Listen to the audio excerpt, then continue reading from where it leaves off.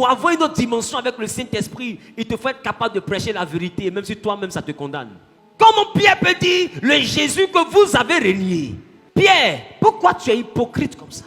C'est un peu comme quelqu'un que toi tu as déjà vu rentrer à l'hôtel, et ça ne peut même pas 2 mois. Parce que le Saint-Esprit est venu 50 jours après la Pâque. Or, c'est à la Pâque que Pierre a renié Jésus. Ça ne fait pas 2 mois. 2 mois, c'est 60 jours. C'est pas ça? Non, ça ne fait même pas 2 mois, Pierre. Tu as dit que tu ne connais pas Jésus. 2 mois avant ici, tu vois quelqu'un sortir de l'hôtel. 2 go. 1 mois et demi après, il te dit, écoutez, vous qui vivez dans le péché, qui passez vos vies dans les hôtels, donnez vos vies à Jésus. Maman, tu as vu que tu as dit non? Tu as les comme ça, client. Faut pas m'énerver. Tout le monde peut parler d'hôtel ici, sauf toi. Tu sais où on s'est vu il n'y a pas 2 mois. Tu sais devant quelle porte on s'est croisé. Et puis tu connais les moussons qui étaient toi, tu aimes la chair. Ou pas? Mais des gens qui ont vu Pierre renier Jésus, le même Pierre dans la même ville, c'était à Jérusalem. Dans la même ville, il prêche publiquement et puis il dit, le Jésus que vous avez renié. C'est la morgue qui se fout des cadavres. Oui, c'est l'hôpital qui se fout de la charité. Pierre, qui a renié Jésus entre toi et puis nous? Nous, on le connaît où pour le régner? C'est toi qui as marché à lui, c'est toi qui dis que tu ne le connais pas. Donc c'est toi qui l'as régné. Mais écoute-moi bien, quand tu prêches vraiment par le Saint-Esprit, alors tu prêches sans rien cacher. Tu prêches sans rien sauter. Tu prêches sans rien trier. Donc ton message n'est pas à l'image de ta vie, c'est à l'image de la parole de Dieu. Et la parole de Dieu peut aller jusqu'à condamner ta propre vie. Ça ne veut pas dire que tu dois la modifier pour justifier ta vie. Quand tu prêches par le Saint-Esprit, tu mens, mais tu dis, ceux qui mentent, vous allez partir en enfer. C'est pas bon. On dit, mais papa, toi-même tu as menti aussi, mais il a menti parce que c'est non. Mais c'est ce que les gens te disent là. C'est pas parce que j'ai menti que je dois prêcher que le mensonge est bon. C'est pas parce que Pierre a régné qu'il doit prêcher comme si, je ne sais pas. Il a régné, mais il dit, vous l'avez régné. Tu sais pourquoi? Parce que même quand lui, il a fini de le régner, ils se sont réconciliés. Le problème, c'est que Pierre a régné Jésus officiellement devant tout le monde. Mais quand tout le monde n'était pas là, lorsque Pierre était à la pêche, Pierre et Jésus se sont réconciliés. Pierre, m'aimes-tu? Qui se rappelle de la question? Pierre, m'aimes-tu? Il dit, je t'aime. Pierre, m'aimes-tu? Je t'aime 3 fois. Il dit, si tu m'aimes, fais mon œuvre. Réconciliation. Le problème, c'est que reniement devant tout le monde, réconciliation derrière tout le monde. Voilà le problème. Le problème, ce n'est pas ce que tu as fait devant tout le monde. C'est ce que tu as fait derrière tout le monde. C'est pourquoi je vous dis, la vie chrétienne n'est pas une affaire de religion, c'est une affaire de relation. Tout le monde peut te voir faire quelque chose, mais c'est ta capacité dans le secret à te réconcilier avec Dieu qui fait de toi quelqu'un que le Saint-Esprit va toujours aimer. Et les hommes, comme nous allons retenir le Pierre qui a régné Jésus. Parce que c'est ce qu'on a vu. Mais on n'était pas là quand il s'est réconcilié avec Jésus. Parce que c'est ce qu'on n'a pas vu. Non, on s'arrête sur ce qu'on a vu. Or, le Saint-Esprit, lui, continue par rapport à ce que vous n'avez pas vu. C'est pourquoi la relation avec Dieu est plus importante que la religion. Parce que dans la relation, Dieu et Pierre se parlent. Et les autres n'ont pas vu quand Pierre et Dieu se sont parlé. Ma question, qu'est-ce que tu as honte de dire? Parce que tous ici, je vous assure, si vous n'arrivez pas à évangéliser, c'est parce que vous savez qu'il y a quelque chose que vous faites qui n'est pas bon, que les gens savent. Et ça fait que, Joe, j'ai envie de parler, mais bon. J'ai envie de te dire, Jésus est Seigneur dans ta vie à Jésus, mais la chair est faible. C'est mieux comme ça. Parce que tu sais que si tu as ouvert ta bouche pour parler d'évangile, ils vont te cracher ton comportement au visage. Mais Pierre n'a pas eu peur de ça. Tu vas aller à un autre niveau avec le Saint-Esprit. Il ne faut pas avoir peur de ce qu'on va te cracher au visage. La Bible n'a pas écrit que quelqu'un a dit à Pierre, mais c'est toi qui l'as régné. Peut-être que ça s'est passé, même chez Dieu, ce n'est pas important. Ce qui est important chez Dieu, c'est l'évangile que Pierre a prêché. Quand tu vas te mettre à prêcher, ce que les gens de ton entourage vont te rappeler en ce qui concerne ta vie, ce n'est pas important pour Dieu. Ce qui est important pour Dieu, c'est ce que toi tu es en train de faire comme évangélisation. Pas ce qu'on te répond, ce que toi tu es en train de faire. Alors ton comportement ne peut pas t'empêcher d'évangéliser. Or pour beaucoup, c'est ton comportement qui devient l'obstacle de ton évangélisation. Tu ne pourras jamais monter avec le Saint-Esprit si tu es comme ça. Si tu as déconné, dans le lieu secret, réconcilie-toi avec Dieu. Et dans le lieu public, recommence à prêcher Jésus. Recommence à enseigner Jésus. Recommence à évangéliser. Et tu verras que le Saint-Esprit va prendre plaisir à être avec toi. Le Saint-Esprit n'exclut pas l'erreur. Tu peux avoir le Saint-Esprit tout en étant un homme qui a commis une erreur. Ou bien en étant une femme qui a commis une erreur. La preuve, les erreurs vont continuer dans ta vie. Ça ne va pas s'arrêter. Même les Pierres qui ont vécu la Pentecôte ne sont pas devenus des hommes sans erreur à cause de la Pentecôte. Ils ont commis des erreurs encore. Mais ça n'a pas empêché quelqu'un parmi eux d'enseigner la parole de Dieu.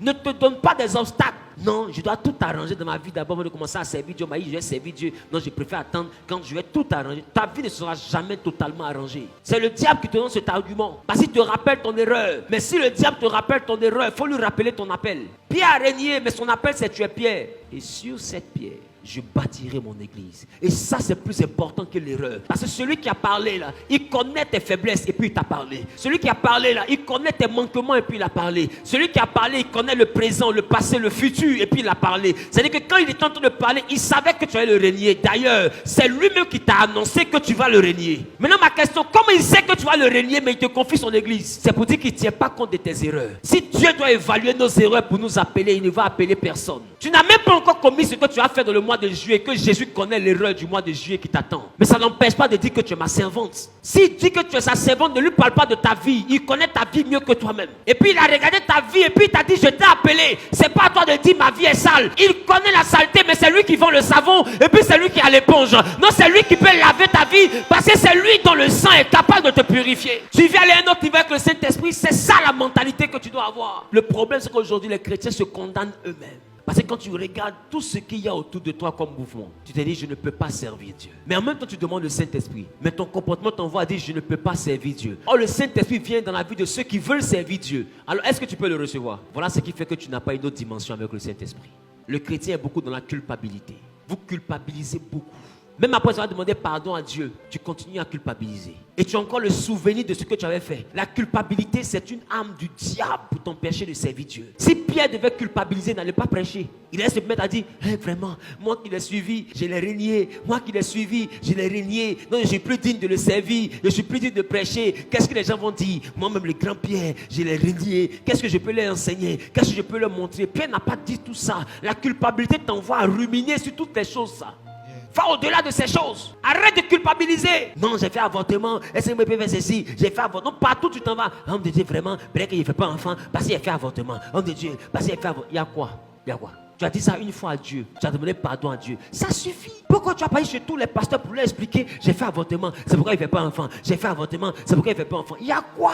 Là où tu t'en vas maintenant, c'est la culpabilité. Tu culpabilises. C'est le diable qui est en train de te harceler. Il veut te faire comprendre que tu es indigne de la grâce de Dieu. Il veut t'envoyer à te disqualifier toi-même. Maintenant, ma question, entre Dieu et puis le diable, qui maîtrise ta vie? La Bible dans le livre sont écrits tous les jours qui sont prédestinés avant que le premier n'existe. Tu penses que le jour où tu as commis cette erreur, tu penses que Jésus ne savait pas? Quand Dieu arrive dans le jardin d'Éden, tu penses qu'il ne sait pas que Adam a mangé le fruit? Mais quand il te pose la question, c'est pas pour réaliser que tu as mangé, c'est pour voir l'état de ton cœur. Est-ce que tu as un cœur sincère? Est-ce que tu as un cœur humble?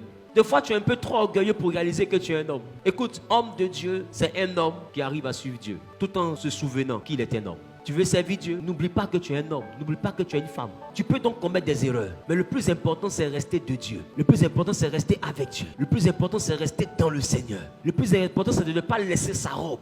Le plus important, c'est de ne pas quitter sa présence. Le plus important, c'est pas l'erreur, c'est qu'est-ce que tu as comme vie, avec qui tu continues. Tu as commis une erreur, c'est pour ça que tu retournes au bar. L'erreur est une erreur quand on ne fait pas exprès. L'erreur n'est pas une vie. Tu as commis une erreur, relève-toi. Il dit 7 fois le juste tombe, 7 fois il se relève. Maintenant pourquoi toi tu es tombé, tu ne veux pas te relever? Même quand tu t'es relevé, tu dis j'étais par terre, c'est pourquoi tu ne me bénis pas. Mais tu t'es relevé, tu t'es par terre comment? Tu étais, c'est le passé. Le passé est fait pour être dépassé. Beaucoup vivent avec le passé, ils ne veulent pas dépasser le passé. Tu veux vivre une nouvelle expérience avec Dieu, dépasse le passé. Mon papa m'a chassé, ma maman m'a chassé, mon papa m'a pas reconnu. Il t'a pas reconnu, Jésus t'a reconnu, c'est pas le plus important.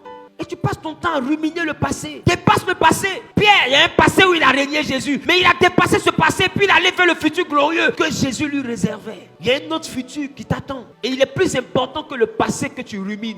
Laisse le passé être dépassé. Telle personne voulait me marier. Il devait marier telle soeur. Il devait travailler là-bas, les gens ont gâté. Puis tu es là, tu en veux aux gens. Laisse le passé être dépassé. Et puis avance. Arrête de culpabiliser. Arrête de retourner dans le passé. Le passé est fait pour être dépassé. Dis à ton voisin, j'avance avec le Saint-Esprit. Que Dieu vous bénisse.